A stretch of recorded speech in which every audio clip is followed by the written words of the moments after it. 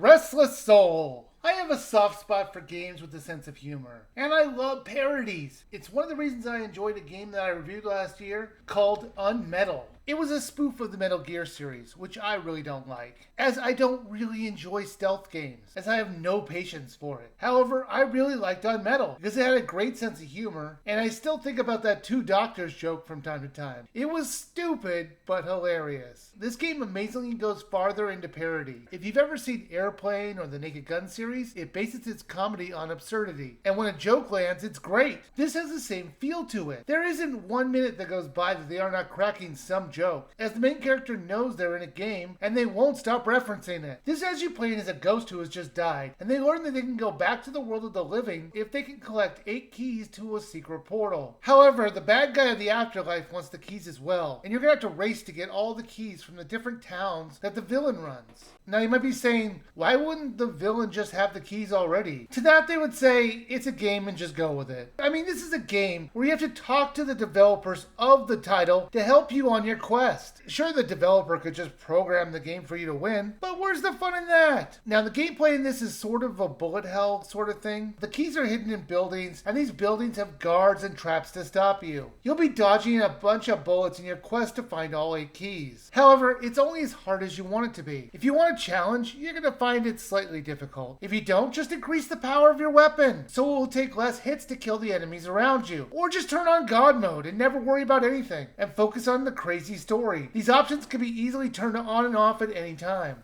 As funny as the game was, the simplistic plot sure did get frustrating at times. They use the humor to keep you entertained, but the actual plot is as cookie cutter as you can imagine. I do think around the 4th or 5th key, I was starting to get bored with the setup of the story, but the witty interactions with the characters was what kept me going. They have a unique death dialogue for each of the battles that you're in, so even in death, you're going to find something entertaining to read. If you die, you're going to end up with all your hearts back and be in the room right next to where you died, so death isn't even that big of a deal. In each of the cities that you visit, you're going to be looking for 9 letters. They spell out the word afterlife, so if you're looking for some replayability, they give you a little bit. Now there was one thing that I found annoying, and this is kind of petty, but I didn't like how sometimes the chat box text would continue downward instead of just fitting in the box. I know it's a dumb complaint, but it often ruined some of the jokes they were trying to make because it threw off the timing. Restless Soul was really funny. While the plot wasn't great, the asides that kept happening were enjoyable. It takes about 5 to 6 hours to beat the whole game, but I do actually wish they had cut it down a little, as the whole Get the Keys plotline was really straining after a while. Now this is normally $14.99, and